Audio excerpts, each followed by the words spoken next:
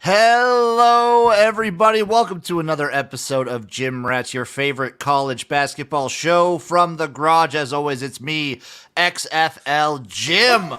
Fucking go! Joined by the one, the only, the otherwise hairless Chase Lupine Fiasco Sessoms. I figured I'd go with the video intros today. How you doing, Chase?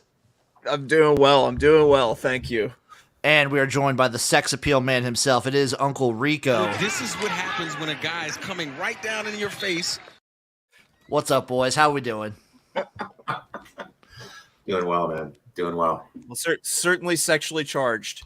This is that's for as sure. it should be, as every show should be. We got a lot of college basketball picks coming for you.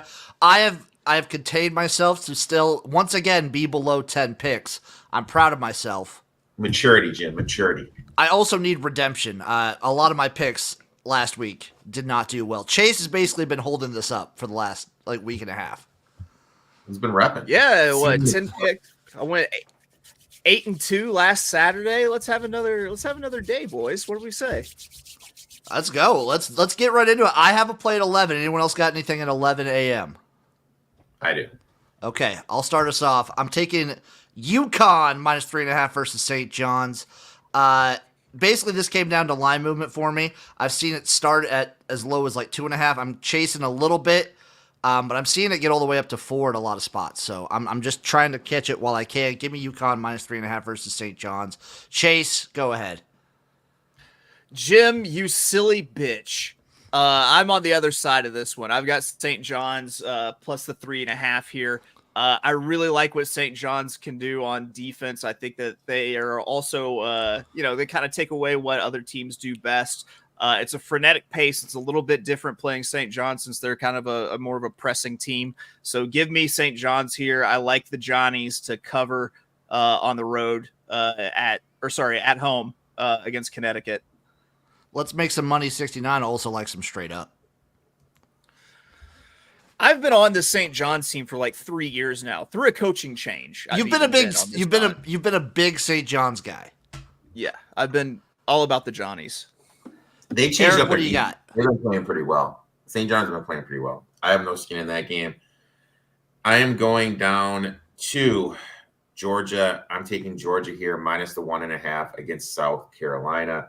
How do you not fade South Carolina in this spot after winning as 14.5 point favorites at Tennessee this year after a team has beat a top 5 team and are a road dog the next game? They're only 43% against the number. South Carolina is due for some mad shooting regression. The last 4 games from 3, they're shooting 42% compared to their opponents' 27%.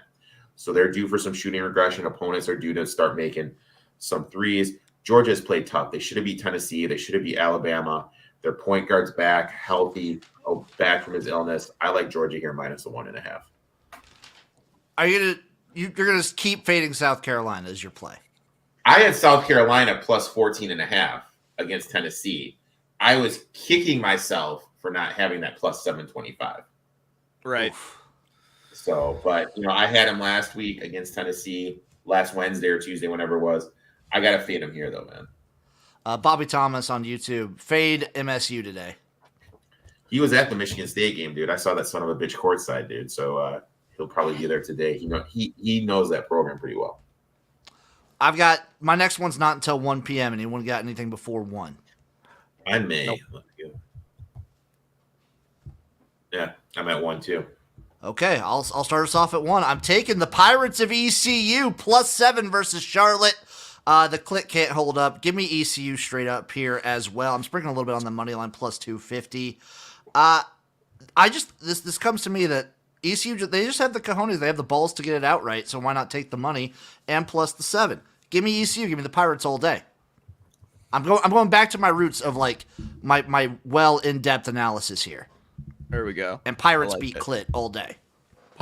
They do be beating true. Clit. Erik, give us what you got. I'm going to UVA. Give me Virginia here plus the 4.5 against Clemson. Bennett as a road dog in the ACC is an insane 57% ATS.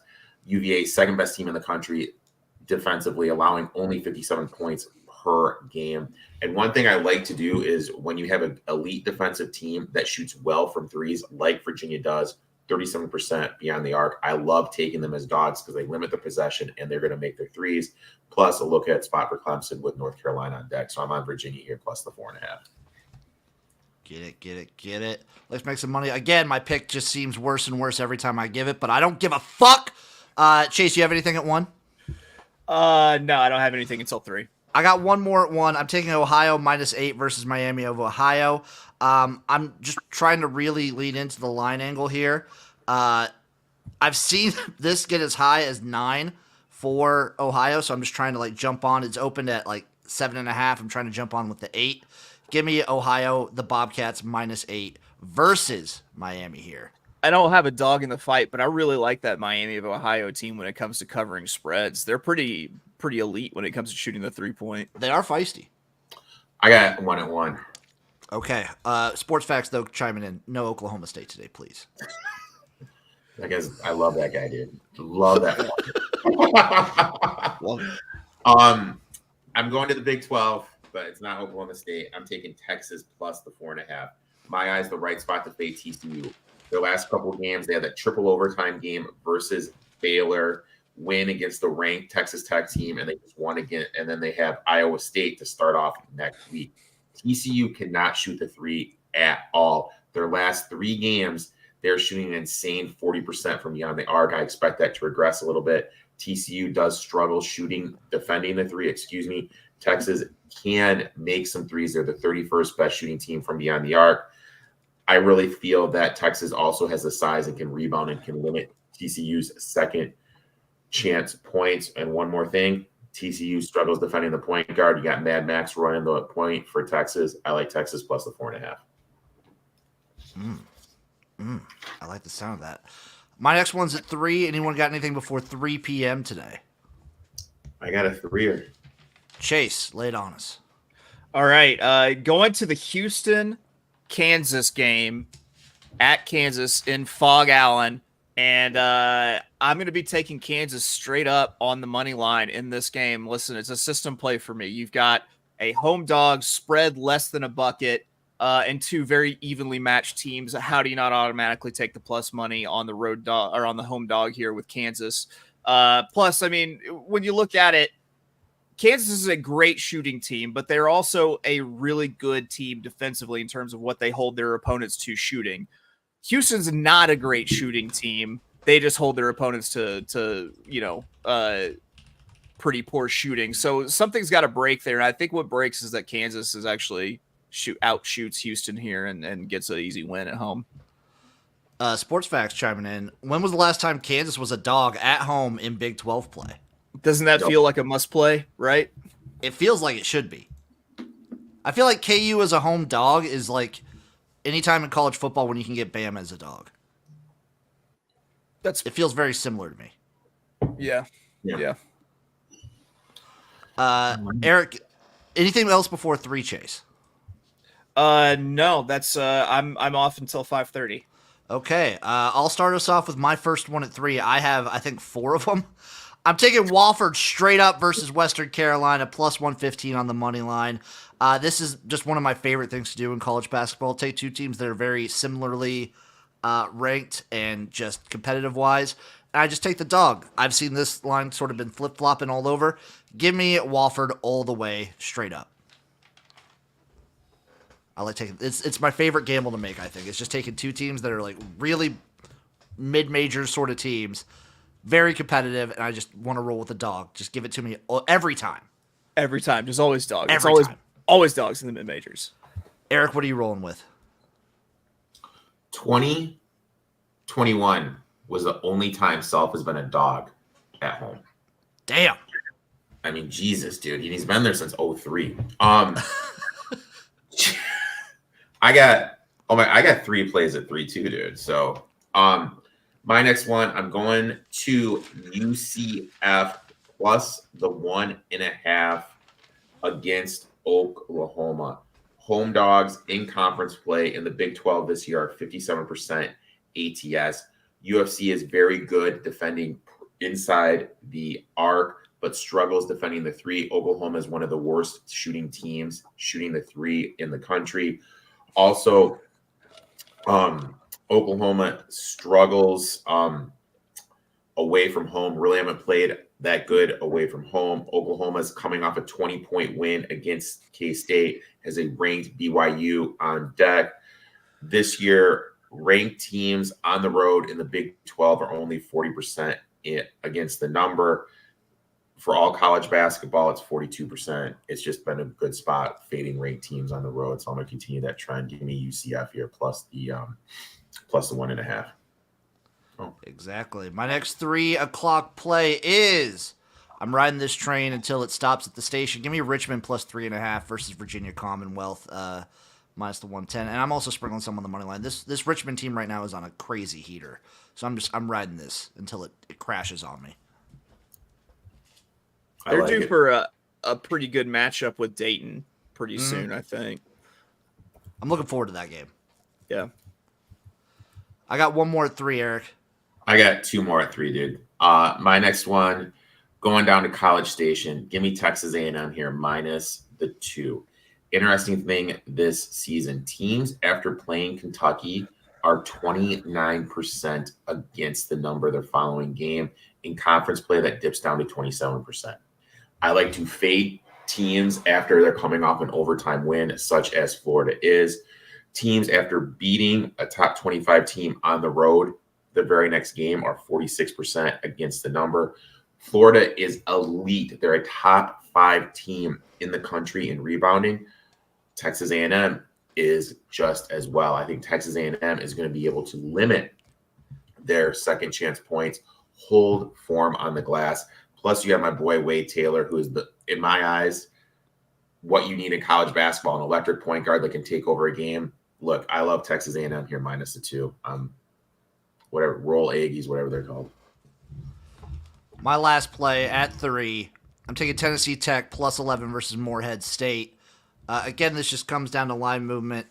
It opened at 11.5. It's trending down. I've seen it all the way go to like 10. At some places, I've seen 9.5. Give me Tennessee Tech plus the 11 all day. I like it. My next one's at 3:30.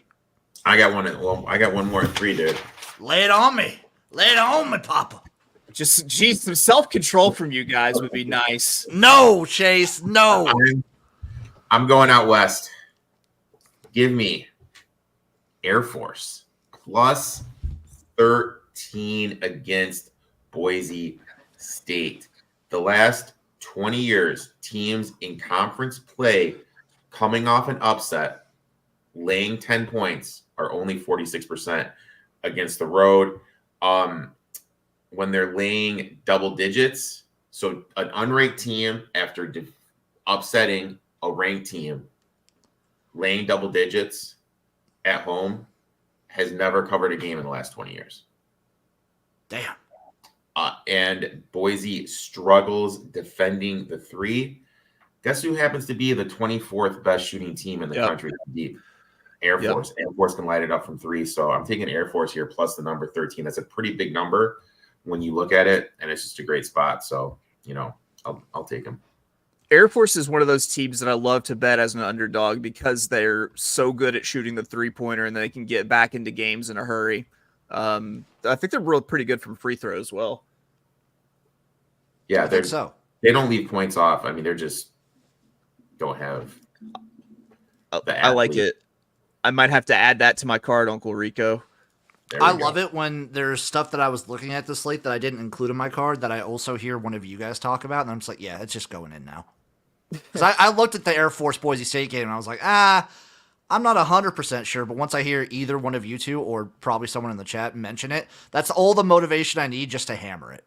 Just someone has to utter the word, and you're in, huh? Exactly. Boise's been playing some tough games. They're not that deep, so look to fade them, dude. Just look to fade them in the spot. My next one at 3:30, I'm taking Southern Indiana moneyline versus Tennessee State. Again, this has been like crazy line movement. It's plus 221. I kind of got off the train. I didn't want to chase that much steam because I think it opened something crazy at like 9 or 10, and it's all the way down to 6. So I'm like, I'm not going to jump on the spread yet. I'm just going to try and sprinkle a little bit on the money line, see what I can get. Southern Indiana, money line, Tennessee State for me. And then I got something at 4. I don't have anything till late. I'll just give my 4 o'clock, and then I'll sit on the sidelines and let you two go at it. I'm taking Utah minus 2.5 versus Colorado. Colorado's just been really, really, really bad on the road, like a lot of other teams. They've been just terrible ATS against on the road. I get that they're like a kind of a feisty team, but I like Utah here. Fair. Colorado's a team. I like when we need to start looking at teams that are kind of undervalued to make a run in March. I kind of feel that's where they could be. Colorado is. They have like a couple of dudes that are going to be playing in the association. It just seems they haven't been able to get their shit together. If they end up making the tournament, they're going to be a team that I probably like actually very much go in on. Mm-hmm. All right, and now it's between Erik and Chase. I'm 5:30 is my next play. 7. All right. I can't believe you guys are staying away from this one because it's as far as I guess college basketball is concerned, the granddaddy of them all. I'm talking about Duke and North Carolina. North Carolina is a 4.5 point home favorite. I'm gonna go ahead. I'm gonna fade them here, and I'm gonna take Duke plus the 4.5. These are two pretty evenly matched teams. If you look, Duke is actually the better shooting team. They're shooting at 25%, and they're number 16 in shooting efficiency in the country.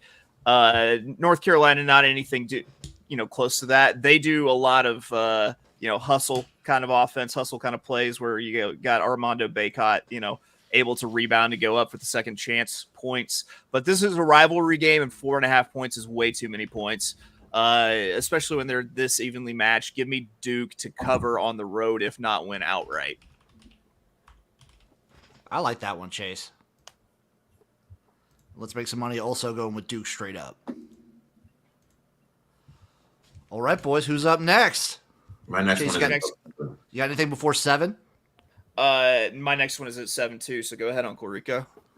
I am going to Waco. Give me Baylor minus the 3.5. Baylor is elite defensively, 11th in the country defending the 3, 10th defending in the interior. When we look at Iowa State's offense, how are they going to be able to score, especially away from home, against that level of defense? Also, Iowa State has struggled on the road. Iowa State just beat Kansas. Last 20 years, teams after beating Kansas are only 40% against the number of the last game. Iowa, 100th best in the country. Iowa State, 100th best in the country shooting threes. Last 3 games, when they're on this 3-game winning streak, shooting 39%. They're due for some progression back to the norm. I just feel Baylor's too elite defensively to allow them to have a good shooting night, and Baylor's going to be able to score enough. I like Baylor here minus the 3.5. Uncle Rico, what happens when two things come together like butt cheeks?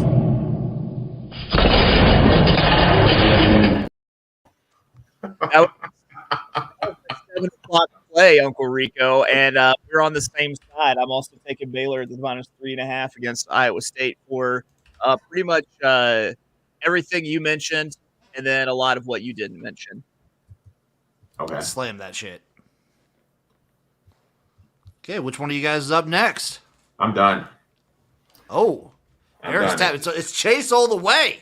All right, so next we got 7:30, and I will get to this after I complete the basketball bets in a round robin. 7:30, I've got the Mississippi State at Alabama game. Give me Mississippi State plus 8.5. Mississippi State takes away what Bama does best, which is shoot 3 balls. And I think that Mississippi State's ability to guard the arc is going to keep them closer in this game. I'm not sure if they win outright, but I do like them to cover. They're a pretty good team. So give me the Mississippi State plus 8.5. And my last one is the last game of the day. Once again, it is a rivalry game. You got St. Mary's at Gonzaga. Once again, big spread for a rivalry game, 4.5. So give me the dog here. Give me St. Mary's to cover the plus 4.5, and that's it. I tap out. Is this a must win for Gonzaga? Like if they I don't would win think- this, are they just like out of the tournament? I don't know. It's definitely not. I don't think Gonzaga is good enough to be getting that many points. That's for sure. But I don't know. They get to play so few teams that are any good during the course of the year that like if they don't handle themselves during conference play, like that's pretty much it. You know, I'm trying. they could always and go on St. and run and Mary's- win the tournament. St. Mary's has been looking good the last couple of games too. Yeah, the last few weeks they've been looking really good. Last year, St. Mary's fell apart anytime you put a press on them. And I feel like the one St. Mary's game I watched earlier this year, they kind of had a little bit of that same thing going. But I honestly think that St. Mary's is good enough to hang with Gonzaga this year. The only St. Mary's game I watched this year was against Colorado State when I bet them and they covered. That's the only one. I just So remember you're saying you got a positive taste in your mouth for the St. Mary's. I'm the dude, they opposite. haven't lost the game since the 23rd of December. because that's like I was betting them in December early on, and they let me down. But they've been recently. I've been checking in on them because I've liked this St. Mary's team for a few years. They've been on a pretty good heater. They've been on a pretty good run right now. You boys got some round robins? I do. Because I do. Oh god! As long as there are no teasers, dude. Jesus. Oh, Erik, not this week. I'm gonna bring it out again though. I'll bring it out again eventually. My Thank round God. robin is all money line. I'm taking East Carolina straight up. I'm taking Wofford straight up. So East Carolina plus 250, Wofford plus 115, Richmond plus 140, Southern Indiana plus 195, Duke plus 160, and Virginia plus 165. Comes out to a 366-1 parlay and then a nice juicy round robin. That's cool. That's good. I like that, dude. Yeah. Chase, what do you got for yours? All right, we're gonna kick it off with KU, Kansas plus 102 on the money line. I'm gonna go with Duke plus 4.5, Mississippi State plus 8.5, and St. Mary's plus 4.5. Erik, bless us with your round robin. Mine is a juicy plus 17,558. 17,558. I'm taking Georgia minus 125. UVA plus 164. Texas plus 164. UCF plus 104. And the granddaddy of them all, give me Air Force plus 590. Woo. Love it. Ooh, I might end up sprinkling on that Air Force money line too. A little bit sexy, pretty sexual there. Chase, do you want to finish us off with? I think for like the last 4 weeks we've been doing the ending horse plays. Yeah. Isn't Okay. today So a big prep day? It's a yeah, big prep day. it's I'm calling it Super Prep Saturday because you have 4 races that Kentucky Derby points are on the line. So let's start with the Withers at Aqueduct. And the Withers, I like Seminole Chief and Uncle Heavy. Both at pretty good prices. Seminole Chief's a big price. Should be sitting up close to the pace. I think they both should like the 2 turns of the Withers going 9 furlongs. In the let's see which was next. The Robert B. Lewis at Santa Anita. Arby's? Yes. Yeah, roast beef. The big Montana in that race, take all the Bafferts pretty much. He's on the warpath. He's not going to lose that race. Then next, we're going to go to the Holy Bull at Gulfstream. And the Holy Bull, I like. Who was it again? Oh, it's Fierceness. It's Todd. There's no value in that race. It's 3-5. Fierceness is going to roll. And then in the Southwest, I really like Liberal Arts, the number 6. And then for another one that might be a good play, the 11, I believe, Just Steel. Okay. And Chase, did you trademark the Super Prep Saturday? Did I trademark that? Sure. Why not? I feel like it's probably been taken by like an HIV medication or something like that. Super Prep. I think so, probably. Yeah. All right, boys. Any other takes? Sports Facts is chiming in. Thank God no Oklahoma State on the slate today. I was looking at him. I will chime in a little bit and just say I don't care what the spread is tomorrow. Whatever you do, probably fade Nebraska. Just gonna go ahead and get ahead of that one. And I got nothing else. Have a great college basketball Saturday. There's only so many more of these left. Yep. Yeah, it's we got like a month. Just love it, month love it, and and then- love us. And then we're into the madness. If you're In not deep in following the these madness. guys, follow them. If you're not following me, follow me. Follow I'm everybody. otherwise hairless. Love you guys, and we'll see you next time for another episode of Gym Rats.